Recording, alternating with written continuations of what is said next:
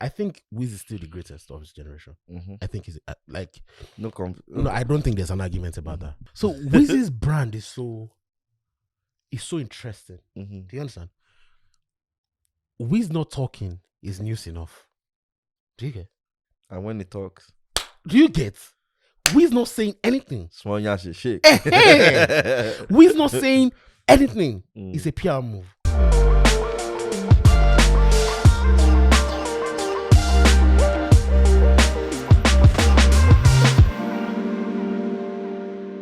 Another person that I think can move audiences like this in terms of Nigerian artists, maybe not just one person, Sha, but I think someone that could have the catalog to do it. Flavor, simple. Yeah, it's Flavor. So that's he actually has rage music. It's Flavor. Yeah, it's Flavor. It does. It's Flavor, and it does.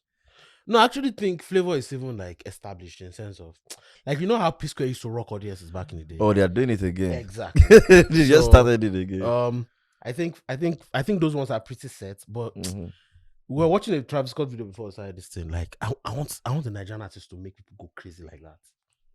I mean, the only person that can, like I said, the only person that can do it in that level right now, especially in the international, in like weird places, weird countries. Where's the weird country now? Poland. Poland is not even that weird. Hungary. And that nigga is probably going to sell out like 15K shows or in those locations. And that guy is you probably have right guys like, because those are we don't have too much African immigrants in those countries. I think he did like 15K in Switzerland or something. Okay, so you like can imagine. Months ago. Was it Switzerland or Netherlands or something? I think deep for 15K or 12K or something. That guy is just doing 15K or 12K for. I mean, they should concentrate on conversations like that rather than I get money past you and I don't get money past you. You know. I got a call from someone from a big Nigerian artist today. We were just catching up.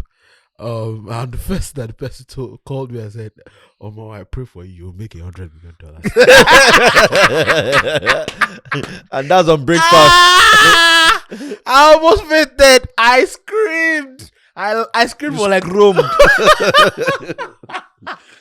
No, but think about it now. But the question is, like, we are watching this Travis Scott thing, right? The question is, you know, there's a difference between being able to perform. Burna Boy can perform; he has energy, but does it make crowd music, like rage-worthy music? Bro, it does. Bro, Burna Boy's music is actually very, not just his music, even the way he performs. It's with a lot of energy, right? So look at songs like "Yeah," for example. Yeah. When you are performing it's not the you hear on the album. You see it's a different thing entirely. You understand? It's not the killing them you hear on the record that you hear on stage. It's definitely not the last you hear on the tape that you hear or you get to watch him perform on stage. There's an element of energy that he gives to those performances that make him carry that crowd. Oh, and that song that does that also is that Ye Babuluku. Yeah. So meanwhile, those guys are on the roll. Shout out to George, man. Shout out to George Beck. But I told him 2 days ago. Joe Beck standard. They need to drop an album. Like they're on the roll. Like everything they drop. Album? I don't. Or maybe an EP, something. I don't know about an album. But they need something. I mean, they need a body of work. They need a body of work. I don't. You know why it's tricky? Why? For me, it's tricky for me because their sound. Their sound is almost all their songs is almost similar. I get right? What you mean. I knew you were going to go there. So now, even in the language, take away the sonic side of it, the language, especially people who are not South Africans, Mozambique, from Mozambique, who don't understand the language and everything. It almost seems as if they are saying the same thing over and over again. But my piano albums are like that. Well, my piano albums are literally like that, and we don't get tired. Oh, I mean, some people do, bro. Some people do because I was telling them, like I was in the room recently where, I don't think people play our piano albums. I think people enjoy mainstream piano records in the club. My piano albums, the numbers of my piano albums are crazy. Are you sure? the numbers on our piano albums are ludicrous. Like one song 8 minutes, the next one 6 minutes, and the numbers are crazy. Especially on like platforms like YouTube, of course, and Spotify. I don't know about Apple Music right now, but YouTube and Spotify, I know that the numbers are. I don't know. On that thing, they don't have a name. That's the thing, but the music is so good. They don't have a name. They don't have a name. It's so weird that we need to refer to you say Yeba Buluku Boys. That's not an artist name. But the moment you hear Preg's voice, you go know who be B. You go know. Almost they did one recently with J Praiser. Yeah. The song is a madness. Maybe they should start with getting an identity that works. I think they do. Like no, the identity is in their voice. That's good. And they have it's such a balance in the sense of they have a guy who has a distinctive voice and he can actually dominate. You have a badass producer. Like it's good. Yeah, let them find name. Not Yeba Buluku Boys. Knock them. Knock them. You just saw Knock them. Maybe DJ Tariko. Tariko has released Tariko has 2 albums now. I think he just dropped a single. Another one. A single. He dropped a single. That's the one I'm saying with J Praiser. Okay. So they are not Yeba Buluku Boys on that. They're just DJ Tariko. So you see what I mean? I don't even think. So the question is, do they see themselves as a group? So, I mean, you know how rock bands used to exist, where like people on Linkin Park, for example, there was Linkin Park. Mike, what's his name? The guy from Fort Minor, Mike Shinoda had his own band. He had another band again, and then the guy that died, Chester Bennington, he had another band. He had another, he was performing like 3 bands. So I think there's no reason why they can't have a group, have solo careers. No, they should have those things. Yeah, they should have it. They should have it. I mean, nobody's taking their solo careers away, but I think they should be just. You don't like that name. It just sounds so hard. Then secondly, as people really place them together as a group, or do they have they even placed themselves as a group? As a group, I think that's one of the things that George has pushed. They have like social media accounts, Yaba Buluku Boys, and I guess that's their name then. Yeah, Yaba Buluku Boys, social media accounts, and Yaba Buluku Boys. I think he has more. All their followers. I think their followers. Yaba Buluku Boys have more followers than their individual accounts. Oh well, yeah. So it's Yaba Buluku Boys. They know they miss. Those boys know they miss. No, they enter. They know they miss. You did share. You did share. The Thomas song. You don't see that song. Hey. Oh my baby, oh my baby, calm down. Oh my baby, calm down. Anytime I hear that boy, you know what they call him Afrobeat Young Jeezy. Yeah. No, wait, that was that guy. Is he Lil Jon? Yeah, Afrobeat Lil Jon. Afrobeat Lil Jon, actually. Okay, I think the style is this. I think the vocal texture is Young Jeezy, but the style which will make the music is Lil Jon. Lil Jon. Shout out to them. Shout out to the era of Lil Jon. That was an era, by the way, bro.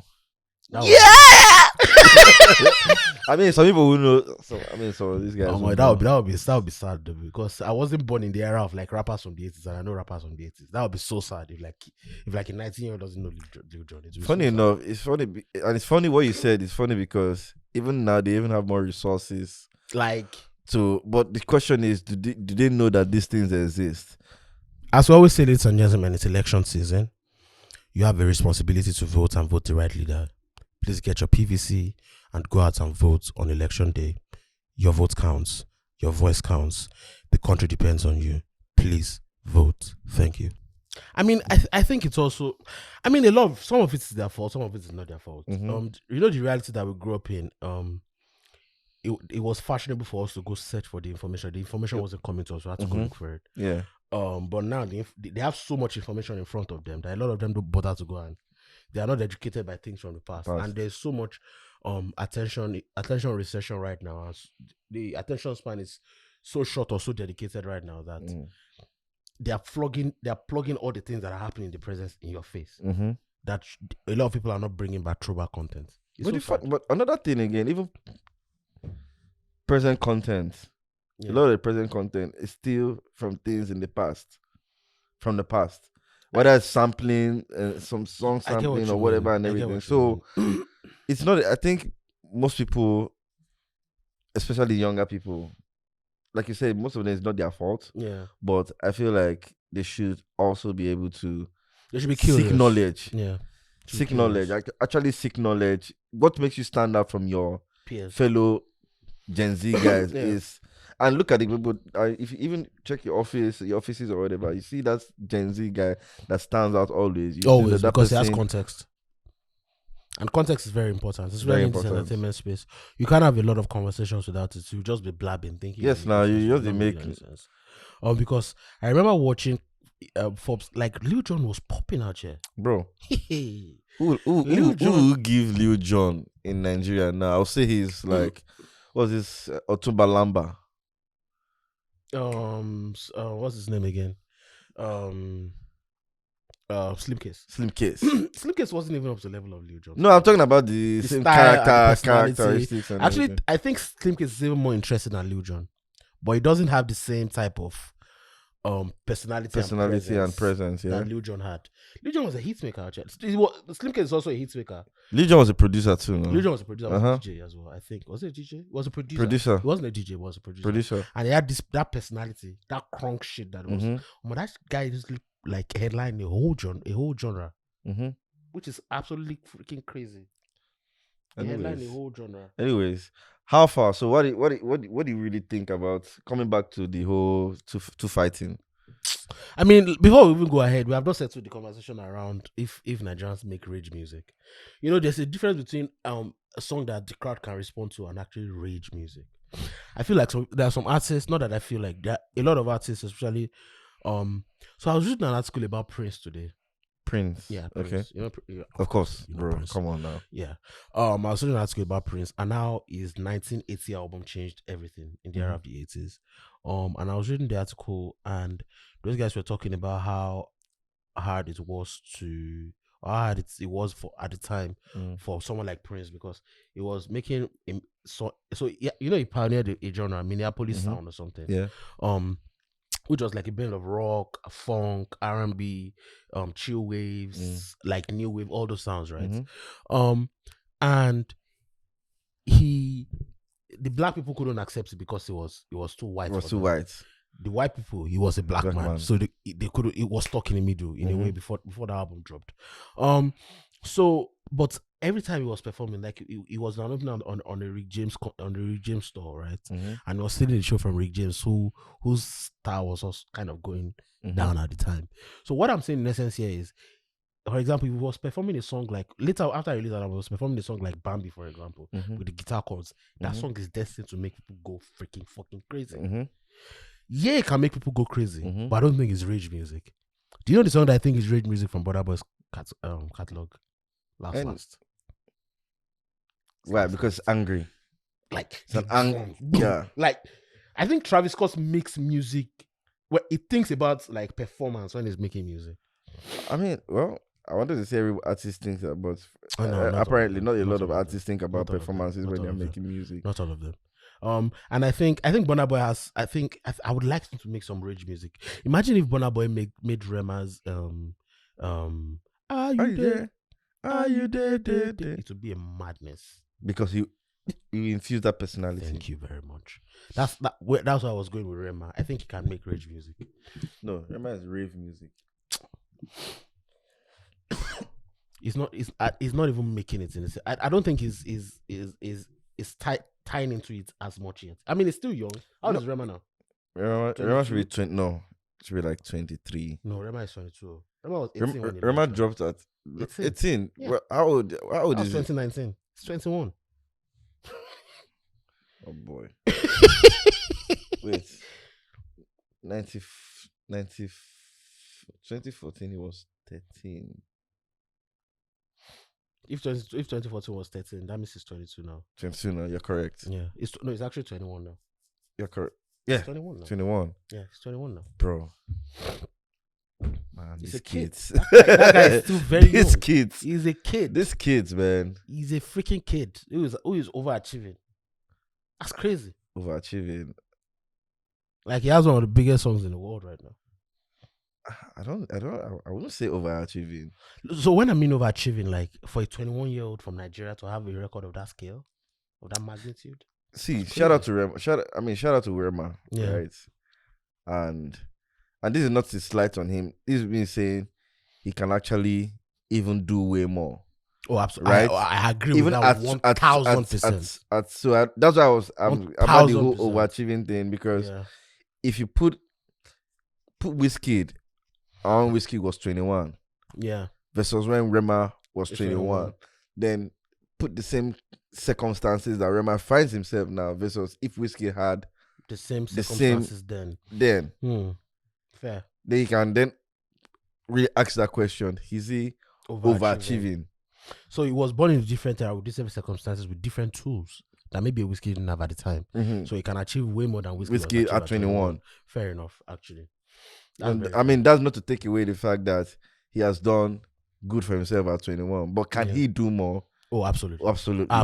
And he's just getting started. Definitely. He's just getting started. I definitely feel he can do more in terms of musically alone. Musically alone, remove, then go into branding. Yeah. And partnerships and all that. He'll still kill it in that game. I think he'll be fine. I think he'll be fine. But the sad thing right now is, the most interesting thing about the Nigerian music industry right now is that I was having a conversation with someone over the weekend, and the person was telling me that right now, the person said, we're in an album market right now. But the person gave me an argument that we are probably going to go back into a singles market very soon. So, the way I put it is, for some people or for some credible artists, right now, the only thing that stamps your whatever is albums, projects. There are some people who, even in the same market, they don't need albums. They need singles. Their career is, and the way they even make music is tailored towards creating singles after every 4 months or after every 6 months. You as an artist need to understand where you fall within that and act accordingly. That's the way I feel about it. Different artists, different approaches. Different approaches. Because while somebody else is dropping a Burna Boy might release an album without successful singles and it'll be fine. Exactly. Fair enough. But that's also because Burna Boy has a history, like he's built the audience over the years with quality bodies of work. So there's an expectation. So a lot of people don't even necessarily, like Burna Boy just had his first Billboard hit with Allstars. And it's been number one. I think it's fair to say that it's been number one for like 2 or 3 years. Arguably. FC no, I agree. But my brother, so I think that's actually a very interesting conversation. FC no, I agree, because where you're looking at it from, right, is from the and I think it's globalization of his music in terms of how many new frontiers or grounds or countries or penetration he has. But in terms of the success of the music itself, who would you give it to? It's arguably says Wizkid. I think because of, if not for anything, it almost feels as if essence trumps everything. I wouldn't say that in the sense of, so it's like the argument of, it's like trying to present an argument between who is the new rap thing on the block right now in Nigeria. Okay, let's say Steve Lacy. Okay. Right? No, Steve Lacy is too low. Let's say Future. Okay. Future like Drake. Right? Okay. I think that's might be disrespectful to the conversation. Let's say Kendrick and Drake. Okay. Right? Kendrick is huge. Drake is huge. Right? Let's say Kendrick now releases a hit record that spends like 3 months at number one, which I don't think Drake has ever done before. I think the highest number, I think Drake's longest chart in number one is like 10 weeks. I think it's 10 weeks. I think it was God's Plan. Okay. And I think the other one that did it was like Too Sexy. No, Way Too Sexy did it. I think it like Way Too Sexy fell. It fell from number one like after a couple weeks. So let's say Kendrick does that, and then maybe it was his like remember Boom Boom Poo, or maybe a record that does like 60 weeks, maybe like Lil Nas X, like if Kendrick was the one that did Old Town Road. Okay. I mean, Kendrick had the bigger record, but are we going to say it's bigger than Drake? I mean, he's going to do shows as well. Do you get? Like, he's going to sell out arenas. But can we then say that even though he might have a better year than Drake in terms of like the success of one song, can we say he's bigger than Drake? So the dynamics in are Nigeria, very funny, right? In Nigeria, is different. Our realities and how we relate, how we. No, I think Wizkid is the biggest in Nigeria. I don't think anybody can touch Wizkid in Nigeria. I really don't think so. So that again explains why I said you're taking the conversation from the fact of I'm calculating the everything. Penetration.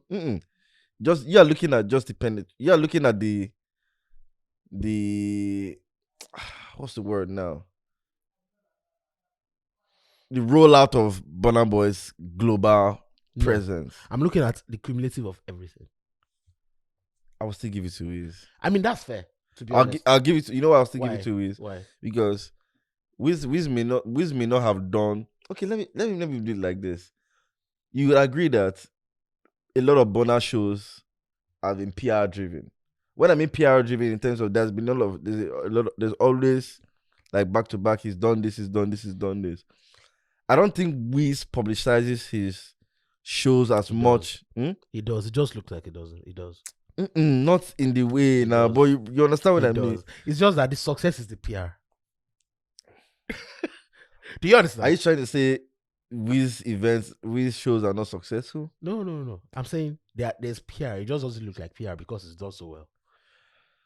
Again. For example, a show with the first show, the post from Wiz is so big that him posting something is enough PR, and then his fan base is so big that they are going to amplify it naturally. They are so big that they can make anything trend, right? So Wiz puts in after the first, like, example, you remember he sold 3 shows back to back at the O2 last year. After the first one sold out in 12 minutes, the way everybody made it blow up, and the fact that there are groups where people are putting those things in intentionally because they are smart, because they want to make it big enough that he can do 3 back to back. Do you understand? Like, it's not a problem that people are amplifying it by deploying people in WhatsApp groups or whatever. It's smart of them to actually use it. But what I'm saying is, it looks organic, like, oh, he's not doing PR, but that's PR.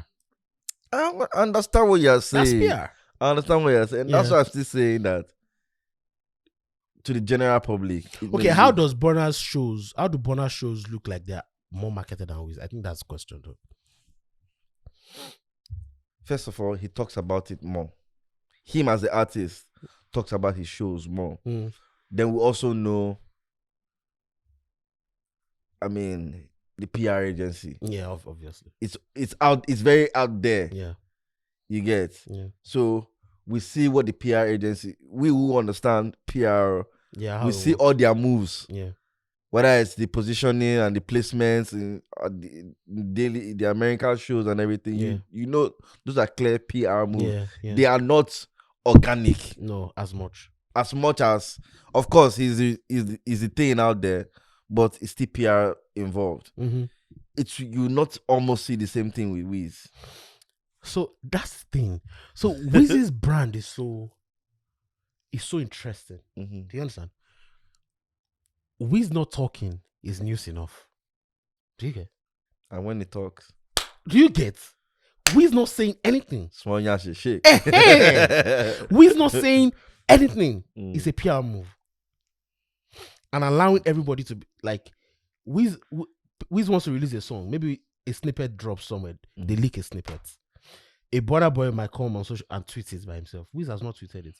But someone on his team has probably activated people in WhatsApp groups. He's trending at number 1. He has not said anything. Do you get? So that's PR move. It's just that each people focuses on their strength. Wiz's strength is that silence. He was big long before Burna Boy was big. No, Burna Boy was big, but it was much bigger. Before Burna Boy got to this level, got big. Right? So he has built it for a longer time. Let's say 6 years ahead. Ahead of being like almost number one every time. Burna didn't have that. And that's why I was still going. Bola is like Lewandowski, where it's like Burna Boy is Benzema.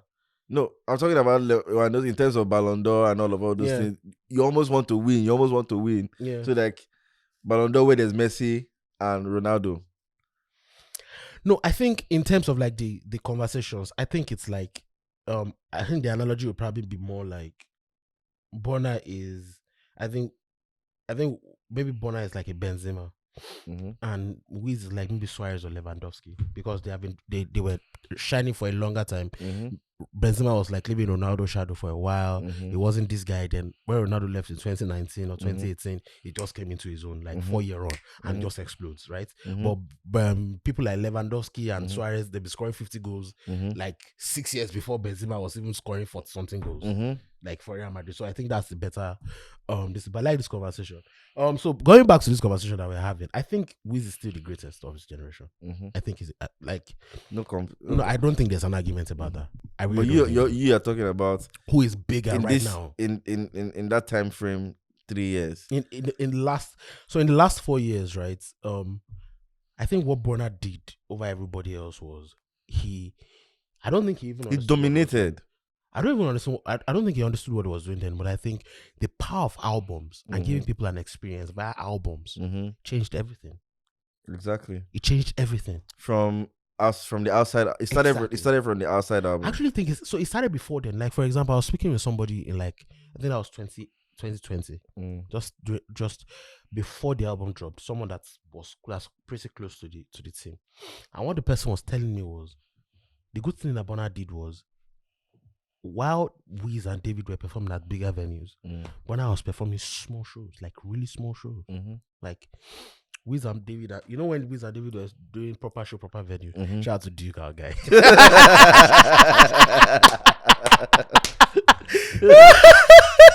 Duke concert. Shout out to Duke. When they were doing proper show, proper venue, they were doing shows of like 2.5 capacity, 3,000 capacity, 5K.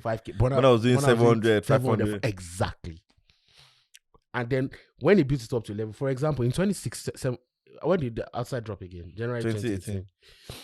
2017, Burna bought a Bentley because he was touring a lot. Right? When he signed the Atlantic and Bada Beat deal, they came to see him where he was performing in a restaurant. Right? So he was building, it just so happens that he had been building the fan base. People had decided the conversations. He was doing freestyle. Team Westwood here and there, performing on these small circuits. When it dropped outside like this, good album, Heaven's Gates, everything just peaked from there. Next thing it dropped, an even better album with better singles, killing them on it. He's doing best on tour, bro. Everything changed, and the fact that he's a better performer. No, hands down. He has a bigger personality. Hands down. Yeah. Hands down. Can't take away the performance. Yeah. So I think those things just, like, for example, Wiz has one album to Burna was like 4. Yeah, made in Lagos. Made in Lagos versus. So like outside, African Giant, Twice as Tall, Love That Meaning. Bro. That's exactly. Okay, I agree. Exactly. I think it might be slightly. I agree. I don't think anybody. I think. If but again, it's very close. Very close. It still brings to my argument of volume. Yeah, it's volume. Burna needed 4. Wiz needed 1. That is crazy. Bigger. That's actually crazy.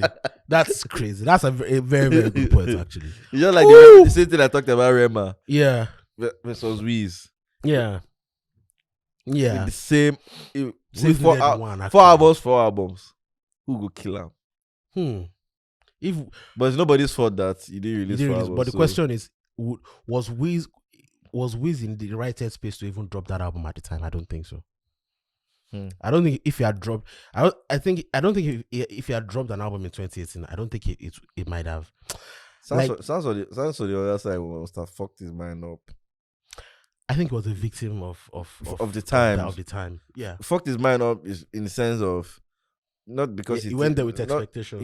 Not because he didn't think he made a great album, right? But the album was premature. Yeah, it was premature. It was also the product of the wrong assumptions from people from that side in terms of the music. He also didn't understand the landscape he was going into, and that's fine. That's totally fine. It just so happens that I think him and David were the guinea pigs for the success of Burna. I was continuing to say, but now doesn't acknowledge that. I think that's where pieces. Yes, he must. I think somewhere in his mind he knows. No. whether he knows is like, but acknowledging. Yeah, he has to acknowledge it. I think when they get older, they will be able to have some of these conversations. Like, Kobe Bryant. I was watching something on ESPN where Kobe wrote the fall to his book. He gave props to like Paul Pierce, Tracy McGrady, and some other people in the book. And those guys were like, Kobe would have never done it when they were playing. Ever. Like T-Mac and Kobe knew each other. Like, I think when T-Mac also, I think he came out of high school and went to the NBA straight. I'm not quite sure. He said he used to look up to Kobe, but when he started playing and started shining, him and Kobe used to train together. Kobe stopped training with him because it's now competition. You understand? But after Kobe retired, he retired. Kobe could write something in his book about the two of them. So I think that's what's going to happen with a lot of these guys. By the time they're in their 40s, look at the Banja and Two-Face. Look at Banja and Don Jazzy even. When you're in your 40s, things change. Bro. Your perspective changes. To be honest, right now they're still dragging money. I get money past you. You're just for the funny thing that you think that these are conversations that conversations should be having, but it's so unfortunate that it's big artists in what you guys have achieved in your lives and everything. Did David comment on it at all? I've not seen anything. Yeah. I'm not seeing anything. I do not expect him to. I have a hot take though. Sure. I think Wiz and Burna, I think they hatched that plot. I don't think so. I think so. I really do think so. You know why? I don't think so. Even you just said that Wiz. What is Wiz's format? Wiz's format is not to be talking too much. So you think there was a fight behind the scenes, bro? Wiz's format is not to talk too much. In 2 days, he has said more than he has said in 4 months. Do you think Wiz is desperate? I don't think he's, because it's so close to the album and it's helping conversations around him for the album that drops in a few days. Bro, the album is more love, less ego. But he's showing ego. Well, me, I feel like it's unnecessary. See, there's a level you get to in your life with your music and everything that these things are, maybe it's me, but these things are unnecessary in their level. Nobody's trying. You shouldn't be dragging socks. Let's not lie to ourselves. Burna is not making $100 million. Come on, bro. Shout out to him. Come on, shout out to whatever. Come on, bro. Whatever makes you feel good. Come on, bro. Taylor Swift, I'm not sure Taylor Swift is making $100 million every year. No, maybe he's not saying. Maybe he's not talking about his music. Come on, bro. Maybe he's not talking music money. He's talking Igbo money. Yeah, show you. He says breakfast. He made it from breakfast. He's making a fuck ton of money. No, not from shows. Making a hell of a lot of money. Not from shows. He launched the cannabis brand. Yeah. Right in the US there, where shit is legal. Yeah. He has the brand. He has the brand equity. Brand equity to drive it. Yeah. You get. He can even get to the point where at his shows they are selling breakfast. I think that's what they're going to do. You get, they start selling breakfast at shows where it's legal, states where it's legal. They sell breakfast there and everything. Yeah. Do you know what that means? Yeah, I think the brand is going to do something. Do you know what that means? Then talk about investments that's coming in, valuations and all that. So maybe that is all he means by $100 million. Maybe not raw cash or whatever. But if you look at it carefully, it's probably $100 million brand. It's probably more than $100 million brand. Fair enough. You know, he doesn't need to come and spell it out. But he said if you have not made $100 million in the last year, this year, his company probably is what breakfast is brand. I think Burna is probably $100 million brand. Brand, yeah, already. No, bro. Again, $100 million is a lot of money, bro. 100, bro. This nigga is collecting between 700 to 1 M. I know for a fact that he's collecting, and I know the figure that I'm privy to the figure that I collected for the DSA Food and Drink Festival. Okay, it's heavy bag, bro. You understand? It's heavy bag. So the bag is crazy, and he's doing at least 3-4 venues every month. Yeah, arena shows. You get? Yeah. Then you're not taking away other smalls, all the money, other income streams. The money from last must be like, bro, 7 figures every quarter. Bro, look at it now. Yeah. Come on, you get 7 figures every quarter. Then investments, you don't know, like you don't. When he tells you, if you don't make 100 million, he's certainly not talking about only music money. It's only a naive person that will think he's just talking music. That's it. That's actually a very solid argument, to be honest. Yeah, it's only a naive person. But I still don't think, even with all of those things, I still don't think it's 100 million. I think it's in maybe by 2024, I think Burna will definitely be $100 million brand, but probably not now. Because if you are thinking about the valuation, bro, this guy's already booked for next year. I know, but it's like, bro, I think on tour, Burna, like if Live Nation were to book Burna for a world tour right now, I think they'll pay nothing less than 30-40. No, they are not paying 40. Bro, now you're doing No, it's not. Let's say they are doing. Let's say he takes. Let's say he does 1 million normally. Yeah. For that kind of shows, maybe and everything, plus jam packing everything, probably like at 300 or 400. It's going to do at least 30 venues or a world tour. Like, yeah, definitely 30 times, and he can do a world tour. 30 times 300. Yeah, but that's not the only way they calculate it, in the sense that he's not going to be able to do the venues where he can command $1 million in every stop. That's one. Number two, see, bro, it necessarily don't have to be ticketing. No, it's not about ticketing. They are looking at the way they're going to generate their money as well. So it will not make sense for me to be able to give you $1 million per stop. Not per stop. That's just a 3. Yeah. I still don't think. I don't think so. Bro, I don't think so. 3? I don't think so. Like, for example, I'll give you an example. The first tour that Drake did with Live Nation, he collected 40 million from Live Nation. Okay. And that was what year? That was 2010, 11 or thereabouts. Yeah. But the thing that we need to look at here is, at the time, if you adjust the money by inflation, the money will probably be like $50-60 million right now, because like over 10 years ago. So let's look at, and where was Drake at the time? What song was that? Drake said, "Got Michael Rapino boosting my ego. It doesn't matter." On Take Care. So I think it was a 2010 tour. At the time, Drake's album had debuted at number 1 on the Billboard Hot 100. He had Best I Ever Had. He had like a few more hits at the time, like top 20, top 10, like 3 or 4 Billboard hits. Burna is not on that level yet. So okay, let me ask you. Fair enough. Yeah. So if you're a Live Nation, and you're booking Burna for a 40 city stop, and you want to lamp, how much are you going to give him?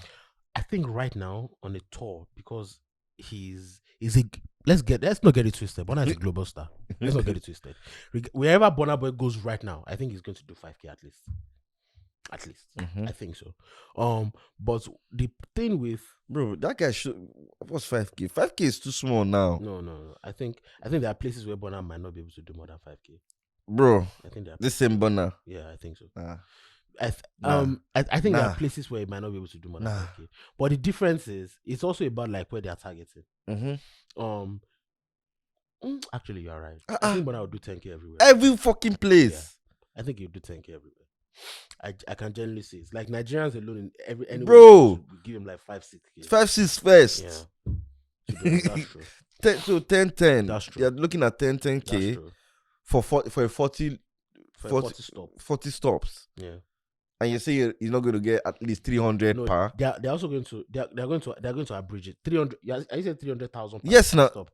If it's 300 per stop, let's say that's 300. That's like 12 million. That's 12 million. Yeah. And that is very modest. That's a lot of money. That's what I'm saying. But like, that is my point. That is very modest. You remember that what I said at this? I think I said about 10, 12, 15. I think that's what I said. I said 20. No, I said I don't. Maybe. You get 20. No, I don't think so. 20 is a lot of money, bro. But what the genre that is? I think, but I would do a solid 15 for a world tour right now. I think, but I would do 15. Like at least 50 million for a world tour right now. Me, I'll say 20. You know why I say 20? Yeah. Because the place where Afrobeat is right now, it is in a place where everybody wants to. So the hype behind Afrobeat is what is going to even drive it up even more. Than versus it's just a genre, big artist. The rave, the wave, and everything around Afrobeat. Yeah. Because if you're carrying a CK them now for CK and then Rema and everything, you're probably they want to do a water, you're probably going to like 100. No. 70, 100. No, bro. No. Hey, guy. No. Nobody's giving. Not every location. Not every location, not every obviously. Location. In some of the big locations, yeah, CK and Bona will collect it. CK and Rema will probably do 100. But there are locations where they will collect 50. No, definitely. I know this for a fact. They are not collecting location 100K for every location. Because Rema is still not doing an arena show. And I don't think CK is going to do an arena show. Sure. I think what they are going to do is probably theater shows and smaller venue shows. Okay. I think that's what they can do. So there will be places where they would have to collect Kiss. like 50K. So, Kiss Daniel. Him too. Maybe Kiss might do 150 to 100. 150. He doesn't have the international mega song that those guys might have. Buga is big, but Buga is not exactly a calm down in terms of like America. Like the UK, maybe Kiss Daniel will be able to do like a major venue, but in the US probably not. In Canada, maybe not. North America, maybe not. It will do solid 5K everywhere it goes. In North America, yeah, in North America, but I don't see him doing 10K. Everywhere. In a few years, if he stays at this level, I think he might do it. But even in those few years, he would need to rethink the strategy in terms of how to break out of like predominantly black communities into like white communities. I think that's what he needs right now. I think probably that's what he needs to unlock. Once he unlocks that, I think it's explosion. It's good. It's going to be crazy. It's going to be crazy. I like this conversation, by the way. This is a very interesting conversation. I like it. But yeah, as we always say, ladies and gentlemen, it's election season. You have a responsibility to vote and vote the right leader. Please get your PVC and go out and vote on election day. Your vote counts. Your voice counts. The country depends on you. Please vote. Thank you. Going back to the beef that these guys have, I think it's cooked, to be honest. Yeah, honestly, because all of you say we know they talk too much. I think it's cooked. Well, for me, it's very possible what you're saying, Sha. Cook or no cook, it's unnecessary. I agree. That's my only take. Wiz doesn't need that. That's my only take. He doesn't need. This is if they actually cook this, it's rookie shit. Fair enough. It's like I don't care about anybody. What is? What do you think would make someone like Wiz do that? That's what I don't know. Like if all make someone like Wiz cook stuff like that. I don't know because you don't need it. That's the point. Why you what? Which pressure? Wiz be feeling like? Is it pressure that your album will flop? Yeah, but you know, artists are not the most rational people. They are constantly under pressure in a fast-moving world, very fast-paced. See, bro, there's and people like a lot of people are looking at someone like Ashake, and they are feeling very crazy. Like, anybody who, if Wiz, Burna, David, even Olamide, or Kiss Daniel are scared, gets maybe rattled by Ashake's success. Do you think Olamide should do a tour? I think he should do a YBNL. I think he should do a YBNL. You know, all the while when Olamide was doing Olik, even America and everything and all that, there was never a YBNL. They were just Olamide's store, bring them in. But now I think they should do a YBNL show in Nigeria this year at least. It's not gonna happen. I know, but wishful thinking. At least the only people who know we are doing something that is maybe. And that would be mega, bro. Because they actually have at least 3 solid superstars there. Maybe not superstars. They have two stars. Two superstars. I would not say superstars. I think stars. Rema and Ara are superstars. No, superstar is a very superstar is a level that you attain after a while. Burna is a superstar. Wiz is a superstar. Bro, Kiss is a superstar. Rema is getting there, but not yet. Mega. It's a mega star. No. Mega. No, bro. What's the definition of a superstar? When I say superstar, yeah, you already understand the context. Yeah, I get what you mean. Right. I get what you mean. Yes, yeah, definitely. But Rema is definitely going to be that star. He's going to be big. He's a superstar right now. He's going to be a mega star eventually. I don't think he's a superstar yet, bro. brand wise, music wise, give it to him and Ira. You understand? Ira is not there yet. It's not, no. Bro. Ira is definitely not there yet. Definitely. Ira will get there, but she's not there yet. Definitely not. Okay. Ira is going to be something huge. Like, for example, if you look at Ira's, some of her numbers on certain DSPs, they are not as commensurate with the general. Do you understand? With the perception of what they should be. Mm-hmm. For example, maybe if you check, like, I think I was having a conversation with somebody and they were saying, like, numbers on Bootplay, Audiomack, the numbers are not as, and that's like the litmus test for the depth of someone's penetration. Stardom. Exactly. In Nigeria. Exactly. Right. When your Boomplay and Audiomack number, shout out to those. Whatever. Yeah. Can we say that? Yeah.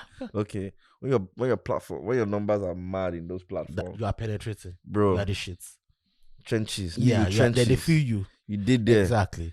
So I think Rema is building towards that. You did there. I mean, it's though I see a lot of people, artists, whatever, focused on, the Apple Music and Spotify. They should focus on everything. Spotify because maybe they feel that's where pay them more money. But in the long run, if you gather volume, there's just as much as this thing streaming money will give you after 4 months, whatever. Streaming money cannot give you the same amount of money every month. Also, it's unlikely. At some point, it's going to drop. But if you're able to win a fan, one human being, that fan is going to stay with you for the longest. And you're more likely to earn a fan from that fan. And you're more likely to earn that fan base from platforms like Audiomack and Boomplay. This is like insights that's tested and trusted.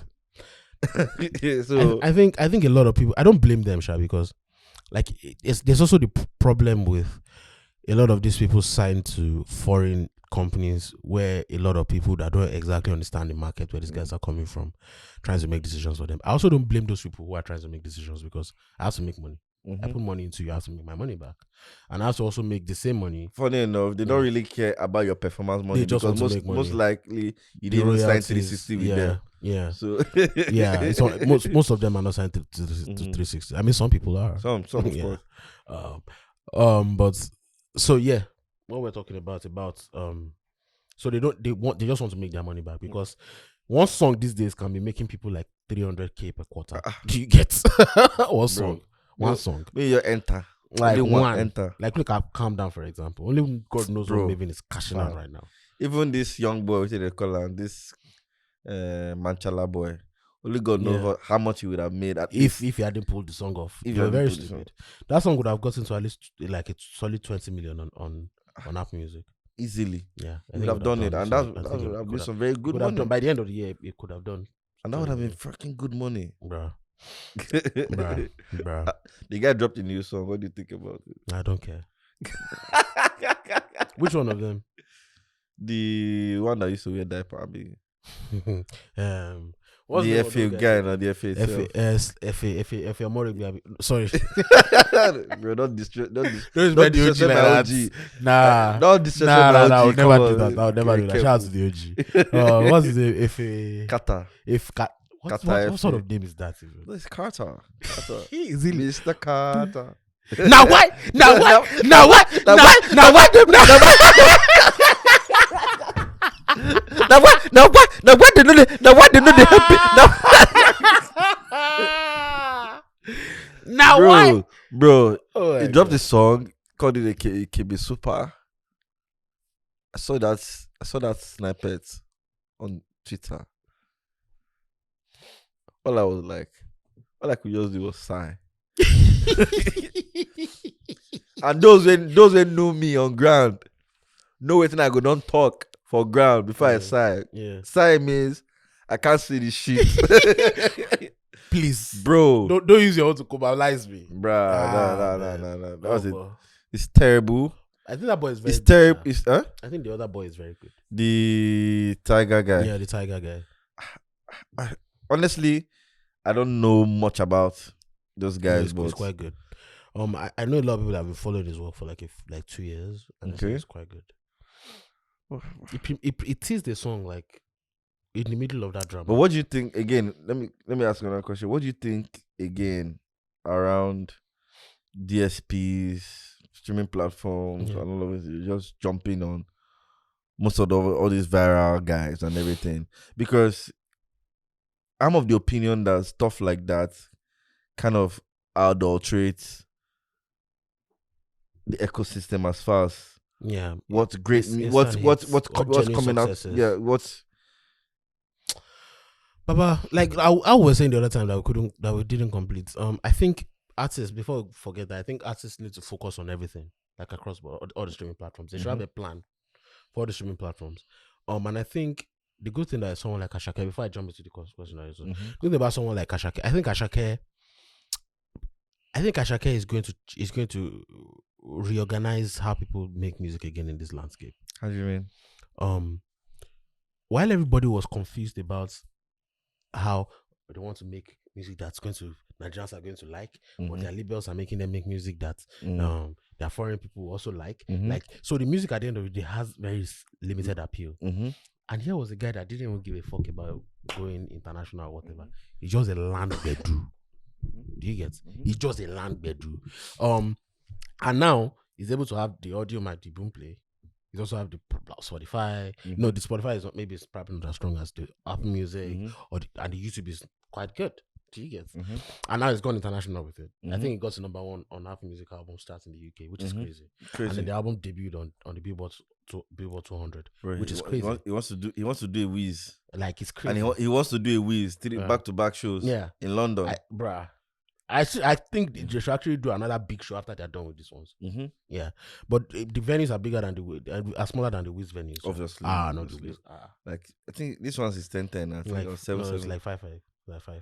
If he does 5 or 6, if he does that's 5, still crazy. If he does 5-5, that's still crazy. Back to back 3 shows. That's still crazy. That's 15,000 people. That's still fucking crazy. It's crazy for your first year. For your first year. That is still fucking crazy. Your first year. And I think they want to do another big one now. If you say easy, go do them. You will go to 3K. We'll see you.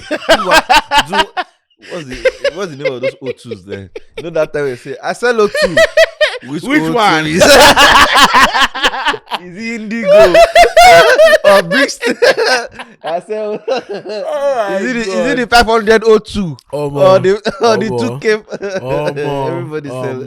But at some point now, this guy just sold out the O2. O2, the Ashake wave is crazy. No, it is. I think Naramali missed a chance to actually do the same thing in 2019.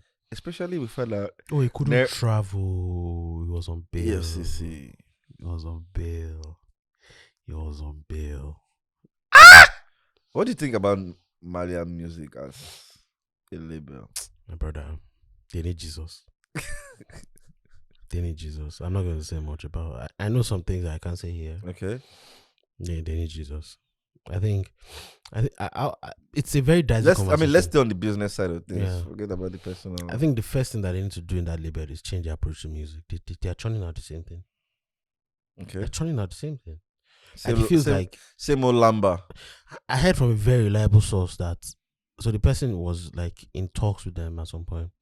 Maybe not in talks with them, but the person was pretty close to them, and the person said the music that people like Mobad and Zino are making, like the music that they have that they're not releasing, is crazy. Yet you have this that like someone like Zino churned out the same type of music for like over a year. Why? With keys, like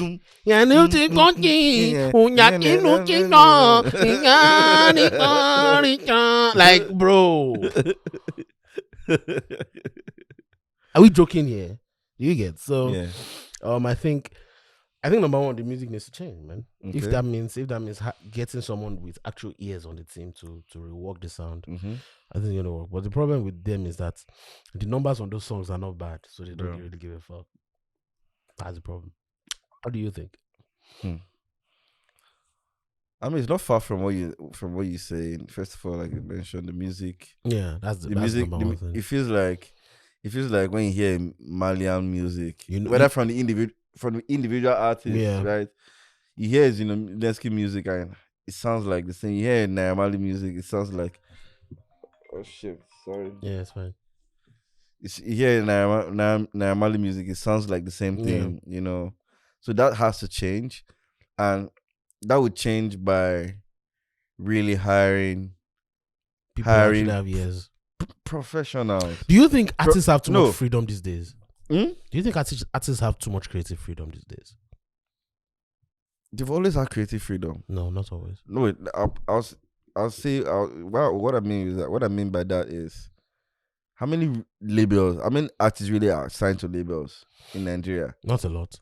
So they are their own boss.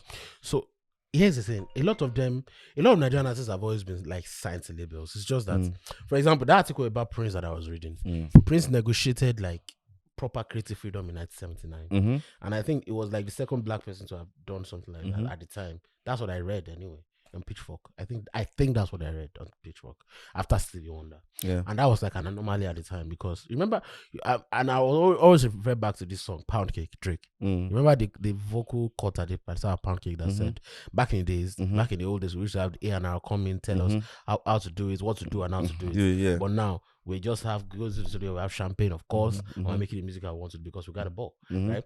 So it wasn't always like that, but now I feel like artists have a lot of creative freedom. It's not the ones that are signed, not the ones that are not signed to majors anyway, because that's what I'm saying. So that's why the situation in Nigeria. Yeah, you can't sign that. You can't do that. The situation in Nigeria, there's creative freedom for. Yeah, you can't do that rubbish on majors. You get only places like Maven and maybe Old Chocolate City and EME. You say there are people who are trying to control your sound or whatever the case may be. Because even Maven right now, I'm not sure they will want to interfere too much with the creative process of an artist. But they have A&Rs. I know. They have A&Rs. They have A&Rs and everything. But at least there's multiple ears. Yeah. There's multiple ears that are not just in the studio vibing. It's their job to do that. I don't think they can impose. No, they're not imposing, but it's their job. On a major, if your head is shake. Maybe on a major, nobody you get the song now. Your head is shake. On a major, nobody you get the song now. You're going to make they change east to wars. You change it, brother. We don't want that. Remove that guitar. Put this one, brother. It sounds better. Even on major service, it's not the same as it was in the old days, but they still have way more say than maybe regular situations. Yeah. So for me, like that's one. Then another thing is, it almost look like. But why though? It almost look like there's no corporate structure. Yeah. Around the Malian. Yeah. And whether you like it or not, brand perception matters. Oh, it does. It really does. So whether they want to fuck with you from abroad or even your brand perception matters. That's really good. Sadly, I don't think they have much of that. Don't. This situation has many worse. You get. Sadly, I don't think they have much of that. So those little things that would seem little, that could have been tackled easily, seem to be those things that are biting them. Yeah. Meanwhile, we didn't introduce anything at the start of the show. Welcome to another episode of Terms and Conditions podcast. What episode is this? Episode 80 something. 80 something. Shout out to the Terms and Conditions podcast. Excel is not in the country right now. He's enjoying his life in the UK. Whiskey. He went to drink whiskey. Yeah. Melody is stuck somewhere in Lagos. We don't know what that is. We address that after the show. Yeah. Chux is here with me though, and we're vibing hard. But we don't have alcohol in the system, which is we'll have alcohol after. Okay, we definitely. Definitely. Shout out to everybody. So what are we talking about? Yeah. So Malian. I think that's a very fantastic point, by the way, about brand perception.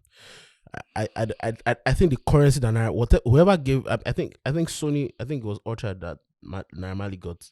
I think Orchard distributed, and they were label services for Naira Marley's album. Whatever leverage you used to negotiate the deal that you got at the last time, it's not going to be the same when it's negotiating the next one. It's not going to be the same, which is a big problem. You don't go down.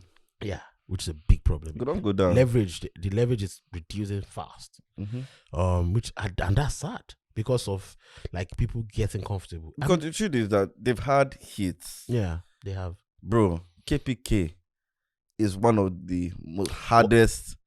Was KPK Malian though, or was it Dapper? It was Dapper. No, KPK is their song. It's Malian song. No. Was it Malian? Yes, now. It's more bad now. No, it was Rexy. It's Rexy song. No. Rexy and Mohbad actually. It's Mohbad and Rexy. Yeah, let me check it. KPK is Mohbad and Rexy. What's okay? KPK. KPK is Mohbad and Rexy. Yeah, actually, you're right. You understand what I'm saying? They've had those. So my point is that they've had those songs. I'm offline. You heard this shit. They've had those songs, right? But the structure to now take those songs to the next level. They can be viral hits and everything, TikTok and everything, but can those songs really do more, even international market and everything? Yeah. It's not happened. And that has a lot to do with structure. Yeah. Right? And really just employing the right people who will drive it.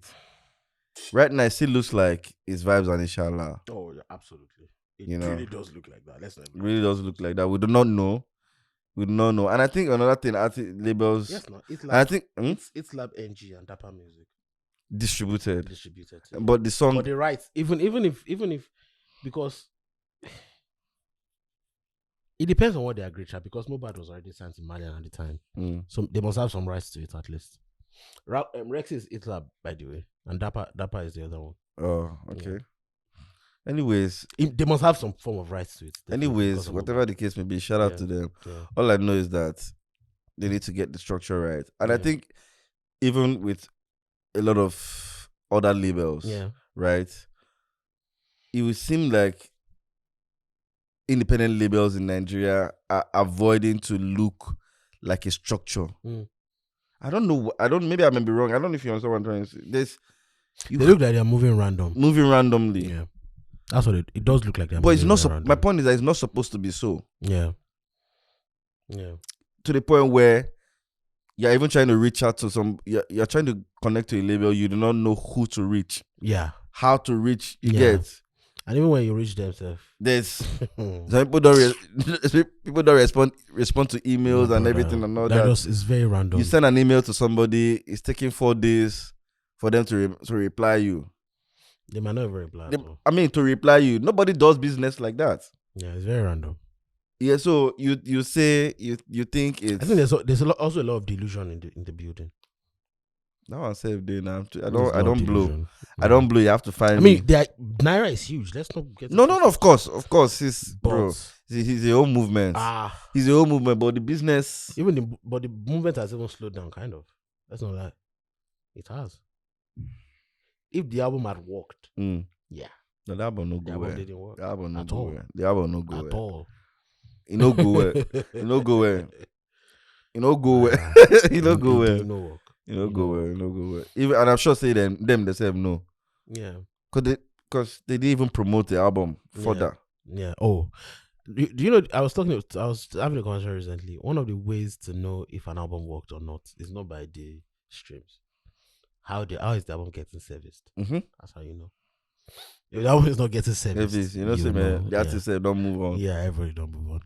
I think it's going to release another single before the end of the year, but in the preferred single entirely. Which releases are you looking forward to I'm definitely looking forward to that with album. Are you looking forward to the Maven album? Yeah, obviously. Who else is releasing? Obviously. They're dropping a new single. Yeah. What's that song again? Wodamo. Yeah. Wodamo. I'm definitely looking forward to the album. Especially, I think it's going to be filled with a lot of formula songs. Mm-hmm. You know what I mean by formula songs? Yeah. Testing the mic. Which people are going to say, oh, I don't like it at the start. But February. Exactly. February. No. Maybe like December 25. December 25. We are still doing I Want to Flex. Then by February, when everybody don't calm down, one day you're driving in the car. Yeah. You go here want that Rema scream. Ah! You be like, this thing really sweet. I was also looking at how they are going to A&R with talk. A lot of those artists. Bro. By the way, I love Bayani. I'm a huge fan of Bayani's music. Bayani has been good. I love Bayani so from much. even before he was I love Bayani so much. I don't know why that EP didn't get more acclaim than it. May I have a hot take about that? No, but it's not here. It's not here. I know it's actually actually even has nothing to do with Bayani. I know. Uh-huh. I know what you're going to say. I absolutely know what you're going to say. It's not. It has nothing to do with Bayani, but somehow it's rubbed off on him. Yeah. You know, but funny enough, I mean, let's talk about it. I was in the East. Last weekend. Yeah. My village. My cousin's traditional wedding. Yeah. Oh. Right.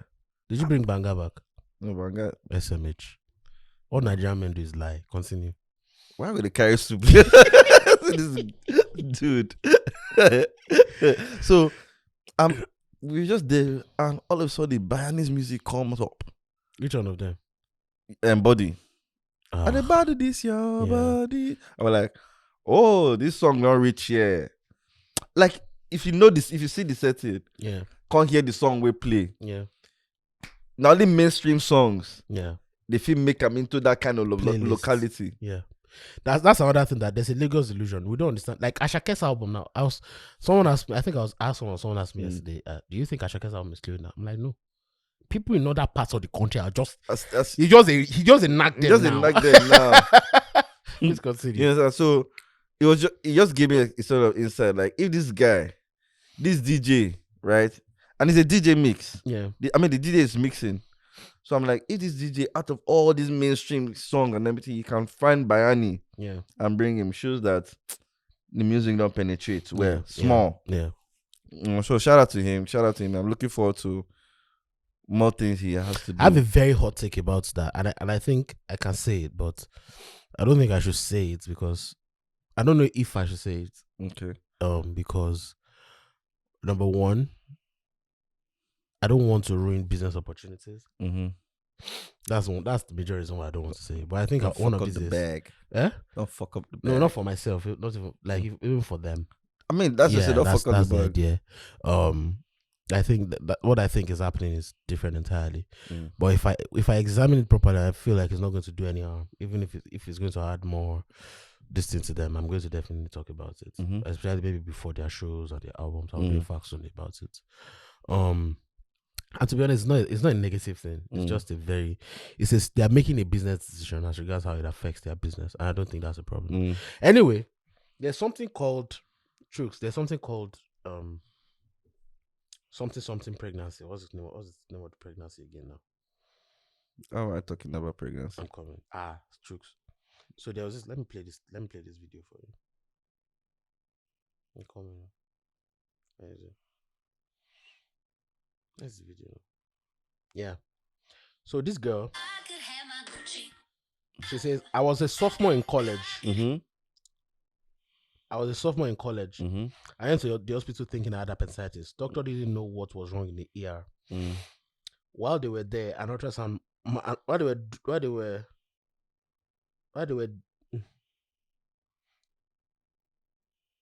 they were doing an ultrasound, my mom saw something familiar on the screen. Seconds later, I started screaming in pain, and the doctor ran in.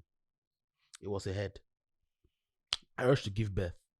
I pushed her for 15 minutes, and I did 3 tries. I had no bump, my period, and I was the skinniest. I had no bump. I saw my period, and I was the skinniest I was at the time.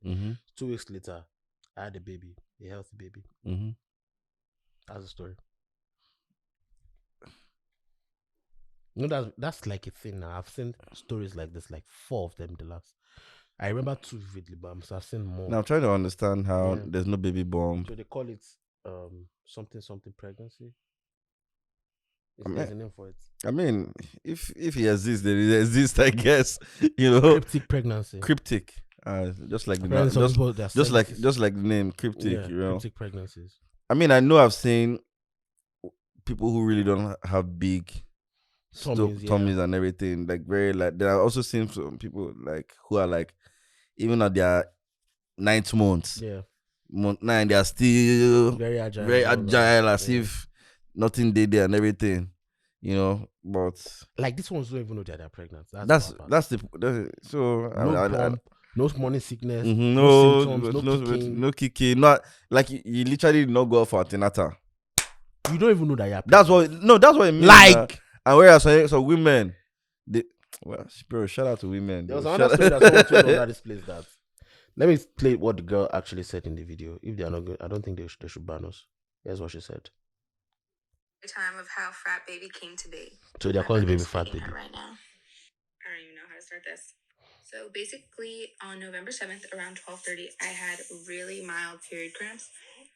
And then they got really bad like 30 minutes later. So then I called my mom up thinking my appendix is bursting because I'm bleeding a lot and it just hurt so bad. I could barely talk. I could barely move. But I was walking. So I could walk. I can do anything. I was just in a lot of pain. So then we ended up at the hospital at the ER. And I'm thinking my appendix is bursting. And the ER doctor pushes on my stomach. And he doesn't suspect anything. So he's like, okay, we're going to get an ultrasound. Maybe you have a cyst. I don't think your appendix is bursting. You might have a hernia or a cyst. So we'll get an ultrasound.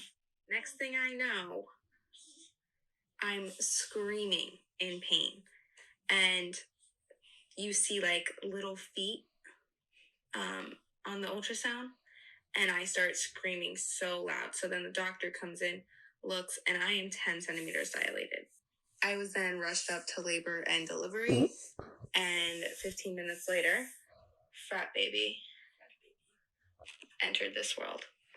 So yeah, I didn't really have pains. Like the day before, I worked a double shift at my job, was on my feet for 12 hours and nothing. I only got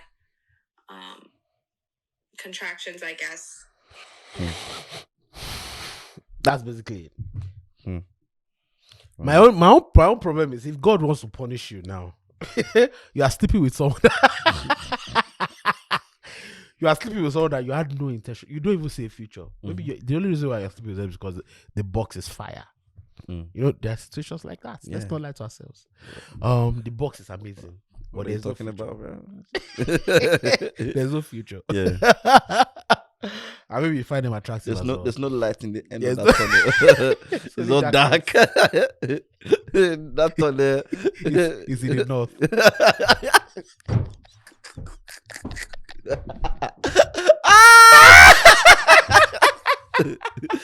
It's in the north. That's when they talk for Game of Thrones again. Winter is here.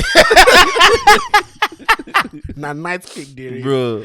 Your penis is the night There's no kick. light at the end of that tunnel, my nigga. That tunnel has no opening. It be like pipeline. No tube. This for practicals, chemistry practicals. Yeah, that kind. The only tunnel, the only one there's light is your sperm, is your semen. Bro, inside. So, bruh, and you're not using protection. You know, there are times when you guys go get tested, or you have been having sex flesh so much that you realize that look, if you're going to have HIV, you have HIV. You don't die. Bro, please, always use a condom. Safe sex. Don't mind Tolani, you guys. You know what I realized about this thing? The only reason, the major reason why I use a condom is to avoid baby. Fuck safe sex. Nigeria is not safe. You might recover from some STDs. You will recover from most STDs. But you know you recover from gunshots. You're not recover from a baby. Yes. It's a whole ass human being that is screaming and crying. A fucking shit machine. Did you hear about the man in Imo State that beat this 2-year-old child till they amputated the hand? What? Oh, you didn't hear that? Huh? So the child has died actually. So 2-month-old child. 3 months. 2 or 3 months thereabouts. It was trending last week now. So the story is that the man was beating the child because the child was crying and he was sleeping. Saying he was beating him and damaged the hand. Please tell me the man is in prison. I think the man has been arrested. That's what but the child, they first amputated the child because it broke the arm. Is the father? Yeah, the father broke the child's arm, and for some days they didn't treat it well and everything. Then the hand started decaying and all those things till they amputated the hand. That was last week, the amputation, but we just heard now that the child has died. I think I saw something around it like 2 days ago. Well, it's crazy. Like, how you beating it for crying? Picking not supposed to cry. Like, I don't understand. I feel like a lot of people are not cut out to be parents. I agree. Yeah. I feel like a lot of people, because tolerance is parenting. Mm-hmm. Tolerance, love. Mm-hmm. It's not like they don't have love in them, but they just don't know how to nurture. Mm-hmm. Some people are not nurturers naturally. They don't know how to nurture anything. Mm-hmm. And that's why a lot of people feel trapped in relationships. Mm-hmm. Especially when kids come in, they feel trapped. Mm. And they start to take it out on the relationship generally. I feel like, but how do people avoid situations like that? Because some people don't realize it until they actually have the child. Or is it possible that they just do, is the situation that is wrong? It's not that they don't want children. You get what I mean? Like maybe it's because their life is, maybe the time that the baby came, they were not ready for it. They feel like their partner trapped them. Or whatever is the situation, because some people are going to say, "Oh my God, why are you saying the women trap?" That happens, but that one happens exactly. But I'm not. That's not what I'm saying. I'm saying the situation. Maybe the situation is properly aligned, and now they hate the child, they hate the situation, they hate everything. Do you think that's also very possible? Maybe it's not because they hate children generally. I mean, so like you said, there are people who did not grow around love. Yeah. As children. Yeah. So they don't even understand what it means to care for a child. What they know is train a child. I don't know if you understand what I mean. Yeah. So there's what you mean train. What you mean train a child means discipline them, flog them, shut her up. Yeah. No, in that way. Yeah. So that's train. Care is not part of. Nurturing is not part of that, because that's not even their own lived experience. You understand? So that's something. Then again, just the point that you mentioned, where that child, so to speak, is circumstantial. Yeah. Right? You're not prepared for it and it happens. So people can even drive them to depression and all of all that stuff. But and violent towards that child. Yeah. Probably think that child has taken their life away. So there's a level of resentment towards that kid and everything, which is mad. It's a real thing. You know, but it's just wild that someone would beat a 2-year-old. Like, how do you stop it? How do you think beating a 2-month-old that is crying is what's going to make the 2-month-old to stop crying? It's mental. It is mental. It's not normal. It's mental. It's not normal, because babies are too cute. They are too. I mean, dedicate fuck them kids. But when you see a baby, things change, man. That's what I hear. That's what I hear. Meanwhile, going back to this light at the end of the tunnel situation. My brother, use rubber. If not for STD. Bro, it's crazy. Use rubber. Please use a condom. Use condom, my brother. It's very important. Now, there are situations where, but is there a case for, like, maybe you and your partner have had the conversation. Maybe you have been, couples get to a level where there's so much comfort. They know they're going to get married eventually. And they just don't use condoms anymore. Because they probably understand the fact that it's unlikely that we're cheating on each other. And we are going to get married at some point. So we're going to have children. Do you think it's careless for you to then just keep having sex unprotected by that time? As we always say, ladies and gentlemen, it's election season. You have a responsibility to vote and vote the right leader. Please get your PVC and go out and vote on election day. Your vote counts. Your voice counts. The country depends on you. Please vote. Thank you. Bro, anybody who is having unprotected sex, you have to be able to take responsibility. Bro, there's a consequence for that. Do you understand what I'm saying? Especially even using this explanation that you just gave. Me and this babe, we don't date for like 4 or 5 years now. We know we're eventually getting married. We are even living in the same house now. Bro, if you're having sex at that time with rubber and everything, because he quote say they prevent pregnancy, you're deceiving yourself. You are really deceiving yourself. But in a marriage, what's because there are actually medical ways to prevent that pregnancy without having condoms. to use condoms and everything. And when you're ready, you go. But I hear those things like contraceptives are not as healthy. It's not even contraceptive itself. That's tying your tubes. Yes. These are safe ways. Yeah, vasectomy. Just in tiny. I mean, that one is not safe. That one is. That's where put the take it. Put the fire, let it. That's take away. That's not what I mean, my brother. But I think they can remove it surgically, though. No, vasectomy is permanent. For males, it's permanent. You mean you people need to? It shall be permanent. What the doctor did for you? That guy, please. You know what? There was a story that I read. I think about 3 years ago on the radio. I think the wife they got so they plan to have 3 children, but now the wife is pregnant with a 5th child. So apparently the wife, I think the wife sent the guy a text message that, babe, I love you, but do you think you might want to get the vasectomy? Just tie this thing. When I the guy, apparently the guy went crazy that they will no. But do you think after 5 kids, I would literally do it though? After 5 kids. Do you want to have 5 kids? No, I don't want to have 5 kids. Bro, what, bro? What? No. But like, if I have 5 kids, bro, you don't get 5 kids. Or you don't plan to have 5 kids. So if you eventually stay, in case if you have to, if you just don't tie. Don't tie. What are you tying? You tie and die. You literally tie and die. That's the title of this episode. Tie and die.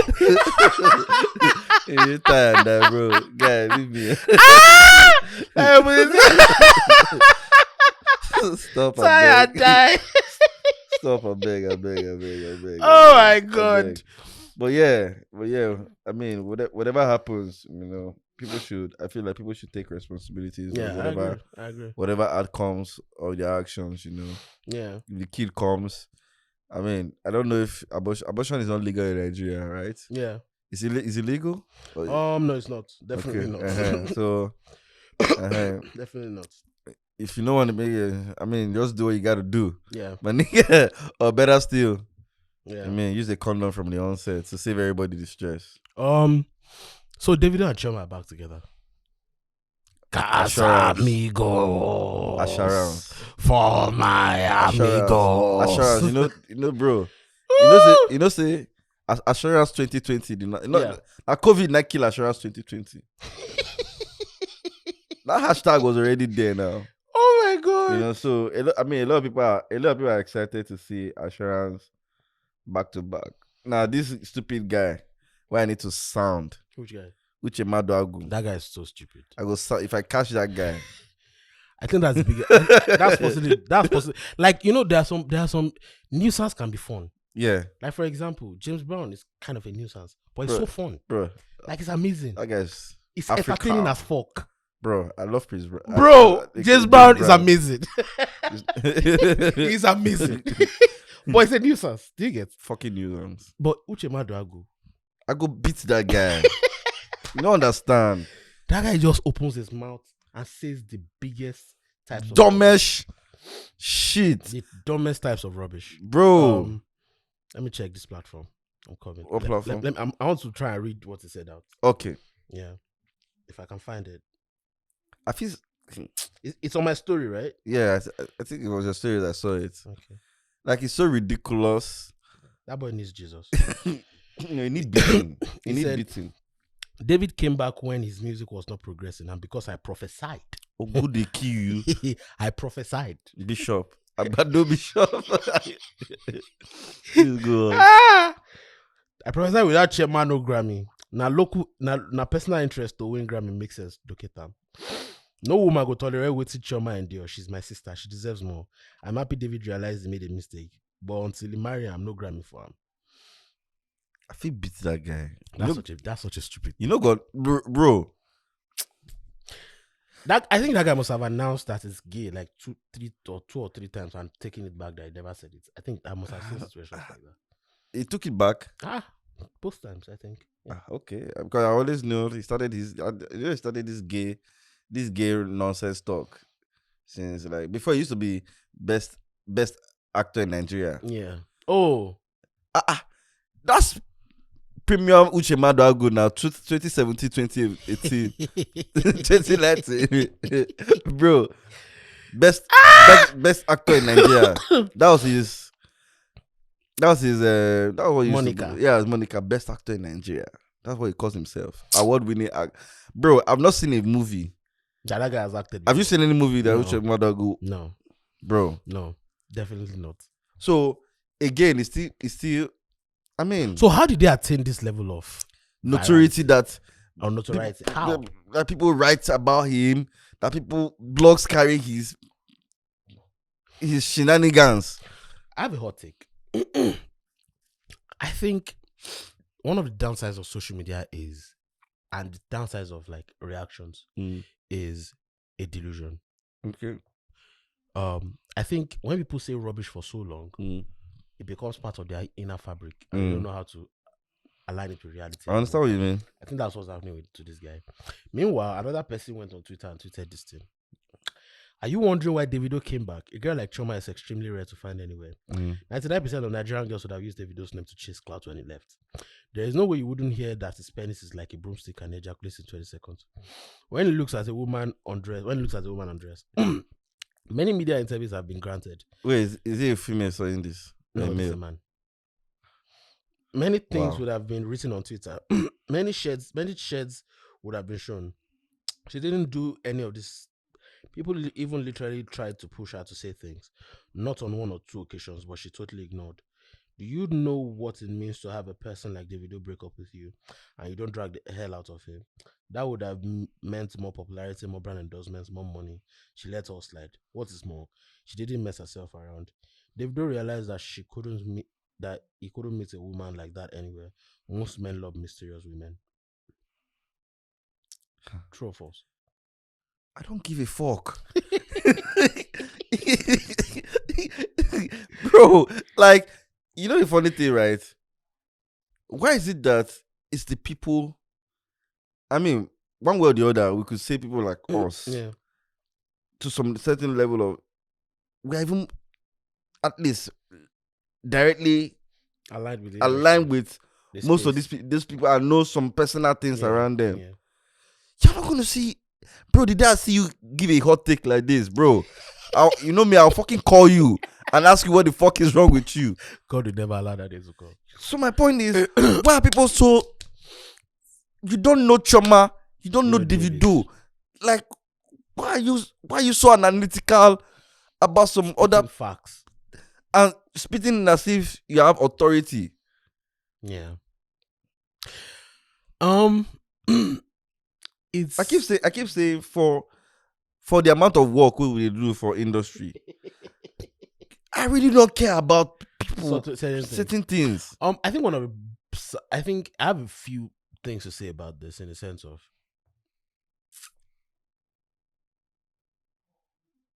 I don't know if I should say it, but I would say it anyway. If you give people access to your relationships, they're going to feel like they have a stake in the relationship. The relationship the first time around was so public. It was so fucking public that people felt like they were part of the relationship. It's still public. I'm going there. Okay. People felt like they were part of the scene. So someone like this, for example, you probably think he's giving a hot take, but he knows that this thing is going to trend. You know, people like you and I on Twitter. Sometimes people tweet things because you just want them to trend. He knows this thing is going to get. So quote unquote, this guy has his audience. Do you get? That's that. What's that guy's name? Oye Mike. I feel that one. Another one. OyeMikeHotTake.com. But I like Oye Mike has it. Oye Mike chef content though. Go and check his Instagram for the chef content. He'll cook and then he will say, Siri, Nimini Ebinis out there.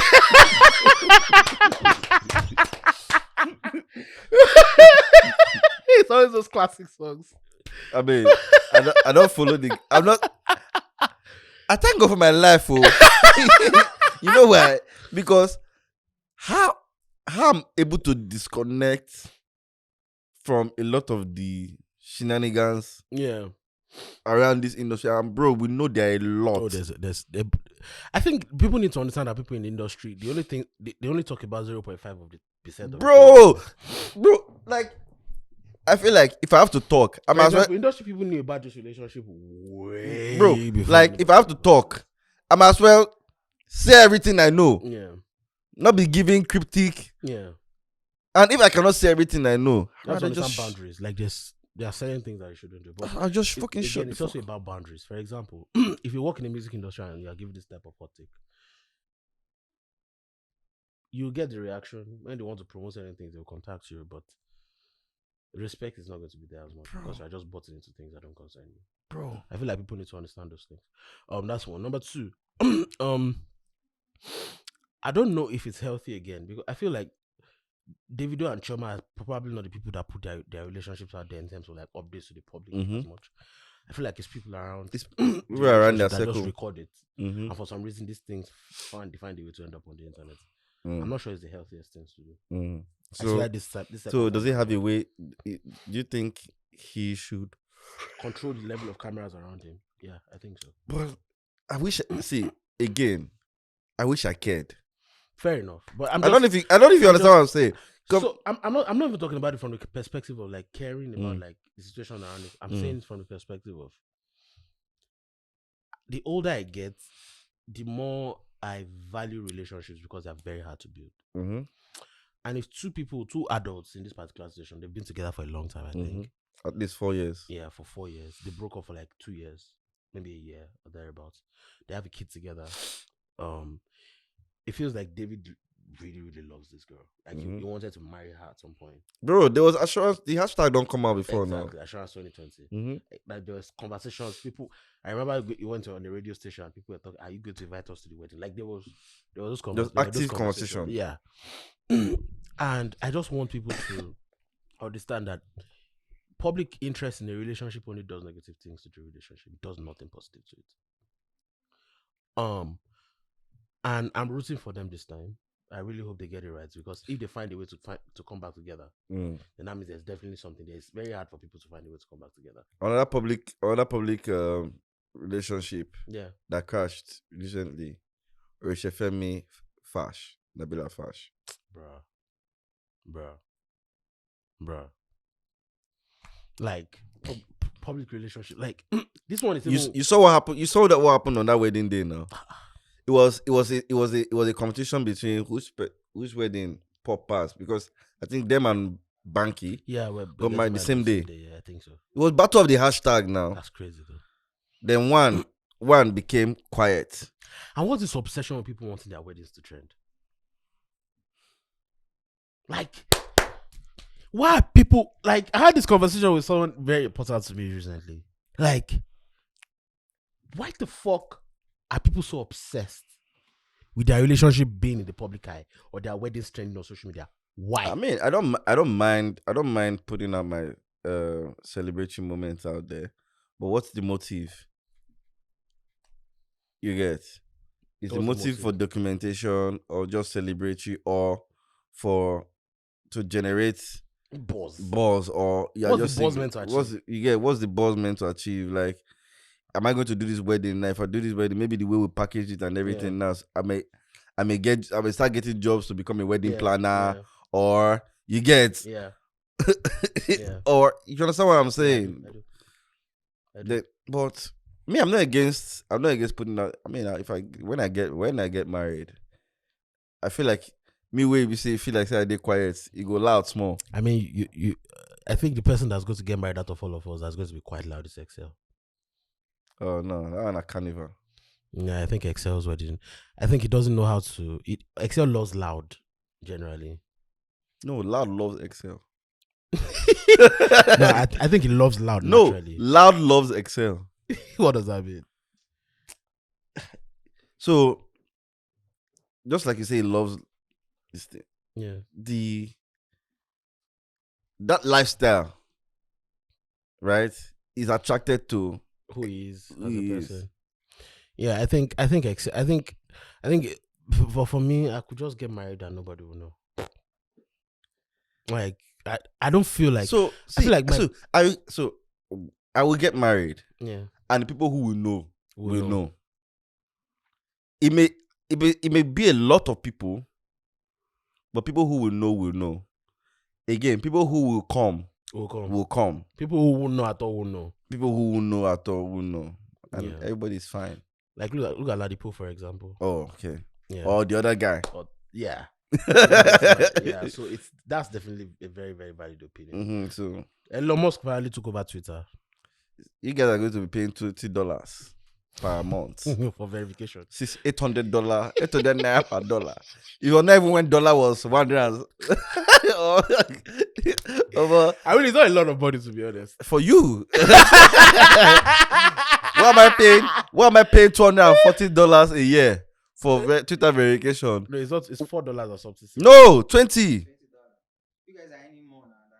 That $20 is small now. Wait, Twitter verification is how much again? $20 per. I saw $4. No, $20. I will not pay $240 per year for Twitter verification. Come on, your verification. Come on, the blue tick. Move it. You are not. I verify myself. I am the guy. I verify. My brother. Brands care about your numbers. They don't. No, bro. No, bro. No. Bro. It has to your mystic and perception. That's all. My brother. The only thing brands care about is engagement. Is your engagement and conversion. No, it's not bad. It's not bad. It validates. Exactly. But my brother, in the end, you might have, if you have blue tick, if you don't have engagement, nothing. Your blue tick is nothing. Bro, you know what dollar is now? No, 8.15 now. Yes, now. It's going to be 1,000. Wait, 900 by then. Mid-November is going to hit 1K. Yeah. Mid-November, it will hit 1K. Nigeria is done. They are going to pay 1,000. That's 240,000. It's time to move out. When it hit 100, when it reach 100 naira, 1,000 naira, we'll now be paying 240,000 naira for Twitter verification. Bro, that's one room and parlor in this Ikorodu, my nigga.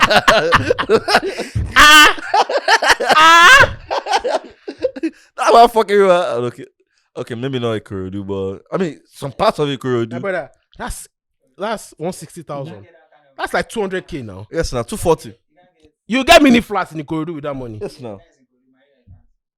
More. What would $200,000 get in a year? 200,000 naira. 20,000 naira. What would get in a year? A room safe. Yes. In this Lagos. Ogun State. My brother. But bro, that's the house. All you need is a roof over your house. Bro, and start life. No, think about it now. Come go use and to pay for Twitter. I remember when Chux was telling me that, bro. You remember we were talking about this verification? Yes, now. I'm like, bro, it's not getting money. No, right now, fuck it. Fuck Elon. If I see you verify, I'll not say that you don't do ritual. Bro, because ain't no way you're paying 240,000. I mean, it's not the biggest amount of money, but it's kind of crazy. It's kind of crazy. Bro. It's kind of crazy. Bro, people are hungry. $1. People cannot eat. People live by below $1 in Nigeria. You all call use $20. You're wicked. So I mean, it's under pressure. It's taking it private, so it's under pressure to monetize. Oh, yeah. Good luck to them. Shout out to Elon Musk. If you like, no film. If you like, it's my company. Now me get them. No be you.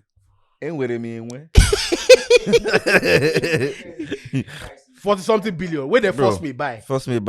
He didn't want to. It pulled out of this several times. They almost went to cost, bro. So I'll collect if you like. No pay.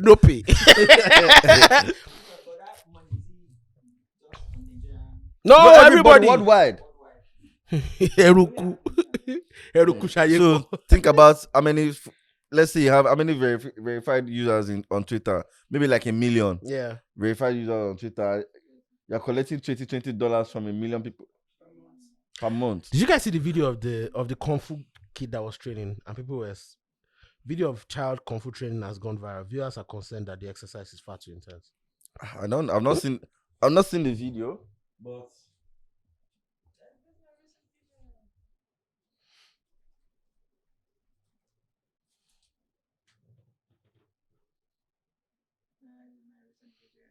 It's not a recent video.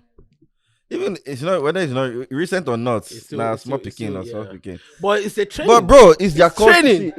It's their culture. It's culture. I feel like that's another thing. It's culture. It's not child labor. Yeah, I know it's not. And nobody can say that's child labor. It's not child labor. Right? It's culture. It's their way of life and everything. Is it exploitative? I don't think so. It's not exploitative. Yeah. It's because not, at the end of the day, the child is going to benefit from this training. It's not exploitative. Yeah. I mean, I wish I could say anything wrong. No, rather than who is this child trying to fight? Who is like? But again, I also understand this culture. You know, he's trying to fight his government, bro. My brother, there are wars, bro. When he's 18 and nobody can mess with him, when he moves to America, you're not going to be able to say anything. Yeah, exactly. Martial art is great too. Martial art is great.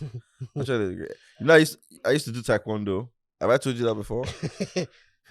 I'm a black belt. No jokes. No jokes, man. No jokes, man. Final topic that we're going to talk about today before we go. Weird how billionaires can't keep wives. Kind of disproves the whole money.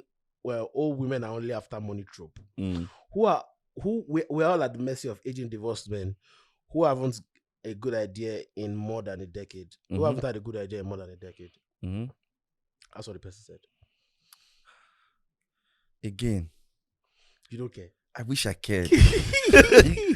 No, in this particular situation, I feel like there's a bunch of people on social media that just like to push agenda. I feel the greatest danger of social media is being a slave to ideology. To one ideology, okay. Or one agenda. Okay. You tend to not just see clearly anymore. The point here is just so stupid and crooked. Women, weird how billionaires can't keep wives, kind of disproves the whole women are only after money trope. These things are not mutually exclusive. Like you tied the whole conversation. Do you understand? To money. Like like the fact that men can't keep wives. It doesn't disprove the fact that some women are after money, bro. And that's one. And number two, let's not lie to ourselves. I've said it several times on this show. The likelihood of a woman accepting bullshit depends on the pocket sometimes, bro. It largely depends. Largely. I feel like a lot of these people have not dated women before, so they don't know what it's like. The type of women you get depend on your pocket. So what the fuck are you talking about here, bro? See. And at the end of the day, the rich people in these relationships, it's still the men. Bro, I say, and see, when you look at certain things, right, they want to argue with this one. We don't already set in mind and everything. You're going to be wasting your time. That's why I don't. Bro. I only belong to LOL and Arsenal Twitter. Because you people are popping now. Oh, on top of where's the remote? On top of the table. The remote is Arsenal. Oh my bro, what's wrong? What's happening to Liverpool, man? The team is stale, bro. I agree. It's stale. I agree. When they were so they have two problems. The owners came in with a model. The model is very simple: sell to buy policy on a Moneyball approach. So that's we are not going to explode lots of money on this system. When we are going to spend huge money is when we sell players, right? And then we are also going to look at talent that is not that expensive. When people are signing talents for 70 million, we can find a talent for like 25, 30 million that's still going to deliver 70 million value. But the problem is the bigger a club gets, the more stable you are, the less likely it is for players to leave you. Like the less because players want to stay in a place that is good, that's conducive, and they've already built something like where they have the best chance. They will won a trophy together. Exactly, where they have the best chance of winning, basically, and where they're happiest. Players where they're earning money, playing good football under a good team in a good they are fine. So the likelihood of Liverpool selling players for big money was reducing. Then Klopp also has a loyalty problem in the sense that he doesn't know when to let go of things. For example, there are a lot of there were times over the years There were times over the years where players who needed to be they had to be succession planning for some of those players. He didn't let anybody make those succession plans. As a matter of fact, Michael Edwards, who is one of the who was the technical director of Liverpool, one of the people that actually was the architect of the good era, he resigned last summer or this summer because last summer and left this summer because what the rumor is that he wanted to let Henderson go because Henderson was going to be 33 very soon, and he wanted Henderson to run down his contract and go. Club disagreed, and Henderson was 30 or 31 at the time, so he forced that guy. Henderson got a contract, and the guy was like, "Bro, you are not allowing me to do my job." Like look at Milner. Milner is 36. He's getting Club gave him a 1-year contract last summer. Why? Do you understand? So Klopp doesn't know when to let go of things. He has a loyalty problem. For example, look at Roberto Firmino. He's playing well this season, but Roberto Firmino shouldn't be running down his contract. Like the fact that it's allowing certain players to run down their contracts, also robbing the club of the possibility of making money of those players. So it's a problem that's now two-edged. Now, so it means that like Liverpool average age before was like 24, 25. Now it's like 39, 32. It's a problem. So now all the players, and you know how Fergie used to do it back in the day where he would be able to every 3, 4, 5 years it's changing the team, like it's just selling people off and bringing new people in, because you know it's like working in a team in the same company for a long time, on the same role in the same company for like 4 or 5 years. You're born. You would take it for granted. Your hunger is not going to be the same. It's unlikely. So that's what's happening with this Liverpool team. Last summer was the highest level, and it was because they had squad depth. Now they don't have the squad depth anymore. Players are getting injured because they're tired. What do you think about the Arsenal team, objectively? Objectively, I was very excited about. I'm in the football group chats, and when everybody was saying sack Arteta, I was telling them that don't sack Arteta, because you guys needed to build a project like from the scratch. I actually think they should have left Emery in charge. I think they should have left Emery in charge because fans can get impatient sometimes, and I'm glad that they left Arteta in charge, but I still don't think this is I think I don't think they are going to compete for the league long term this season. I think sadly the thing about them is if they continue to play in Europe, they are not going to sustain a league title challenge. So what do you mean compete in? Because as it is right now, I don't think as it seems right now in the league, Arsenal is the only competition. No, I don't. Because bro, every other person is playing badly. So the problem, every from Chelsea to Man U to only Liverpool, Man City is playing good well. To Liverpool, even Spurs. Yeah, I think I don't think Arsenal are on that level in the terms of like being genuine competition for City. They might be second this season eventually, but that's going to depend on a lot of things, which is one, how long they last in Europe. If they last in Europe long, by January max they are done, because or maybe by February March their title challenge is out of the water, because you are playing on Tuesday, you are playing on Thursdays, and you have matches over the weekend. It's not going to work. It's not going to work. So the best thing for them is to crash out of Europe now. Or buy more players. No, in January, and Arsenal will not do that. Exactly. It's unlikely because they're who wants to leave their team in January? Exactly. I mean, people, even if they have money, they can always find players. But it's unlikely. Especially now that they're playing very well. But here's what I really think is this shows where Arsenal could go as a club if they keep the group together. Yeah. But this question is, are they going to be able to keep the players together? That's the big question now. You know what? I think it may be easy for them to keep together. Okay. Especially now, Arsenal is a very young squad. Yeah, they are. So the tendency of these players staying for another 3 years. Yeah, but the question is very high. Now they are going to even become better. They will. But will it be at us now? Will it be at us now? So if Arsenal becomes again a genuine contender in European football, whether it's on the league or in Champions League or whatever, players don't think like that. That's the problem. So if Arsenal doesn't win a trophy this season, it's going to start becoming a problem. But Arsenal have been winning trophies. Arsenal have been winning trophies. We haven't just won the Premier League. No. Like, don't get me wrong. Like, for example, let me give you the Liverpool example. Players are driven by the bright lights of certain clubs. Man City, Chelsea, Liverpool got into that conversation at some point where they could take an Oxlade-Chamberlain off Arsenal. PSG, Barcelona, Real Madrid, and Bayern Munich, right? So Even PSG. Exactly. Where there's guaranteed assurance that you're going to win a trophy, at least you're going to be fine. So Liverpool won a trophy in 2011. It wasn't that long ago. But when was the last time Arsenal won a trophy? 2020. That's 2 years already. Right? Won something last year. No, you guys won an FA Cup. I'm not talking about Community Shield. I'm talking about like one of the big 4 trophies that are available to us now. I think 2020 was the last one when Aubameyang scores those 2 goals in the final against Lampard. So by the end of the season, if they don't win anything, that's going to be 3 years for a lot of players. So the problem with that is for players with Liverpool won they got to 2 finals in 2011. They almost won the league in 2013, 2014. But Suarez and Sterling and Coutinho, Barcelona, Real Madrid, all of them wanted to sign them. Do you get Man City? So the problem with Arsenal is if they can win a trophy this season, they're fine. I think they'll be good. If they can't win a trophy, players will be agitated to leave because they can't pay the amount of wages that some of these clubs can pay. They can't offer them the trophies that they want to win. So if Arsenal can find a way to keep these players together, I think 3 years. I think Arsenal will dominate within by 2024. It's going to be mad. But the question is, can they keep them together? If they can't. If they can keep, I feel if they can keep 70% of the team. No.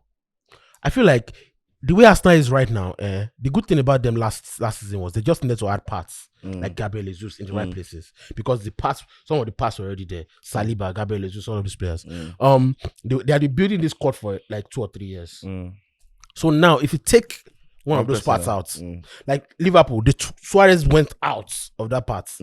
Everything just even Mane now, safe. Like I don't even think Mane is. I know you don't rate Mane. You know, no, it's not about the fact that I don't rate Mane. I just don't think Mane is a factor right now. I think if Mane was here, Liverpool will have these same problems. They might not just have the same problems of scoring goals. For example, Liverpool are not creating. Even if Mane was here, people don't realize that Mane's last 6 months was saved his Liverpool's legacy a lot. Mane was trash for a long time. It was not good. I mean, it wasn't good. Like the season, his second to the last season, it was bad. His last season, the last 6 months were fantastic. So a lot of people don't realize what we saw. I wanted Mane to be sold like 2 years before it was sold because I saw the decline. Even at Bayern, for example, the fans are destroying him sometimes. He can't run, he can't dribble. They're saying it now. Don't you go to Twitter now? They're saying it. True. So, like if Mane is not scoring, it can be very useless on the pitch and very frustrating. So I don't think Mane is a factor right now, to be honest. Because Mane was shining in the second half of the season because Liverpool were creating a lot. Now, Liverpool are not creating anything. How is he going to score? As we always say, ladies and gentlemen, it's election season. You have a responsibility to vote and vote the right leader. Please get your PVC and go out and vote on election day. Your vote counts. Your voice counts. The country depends on you. Please vote. Thank you. What are you listening to right now? What am I listening to? So new music. I don't think I'm listening to any new music. What do you think about Black Bones album? I'm not digested. I've just listened to singles. I've not listened to the album, so I cannot say. But I mean, I was at his listening, very chill listening and all that stuff.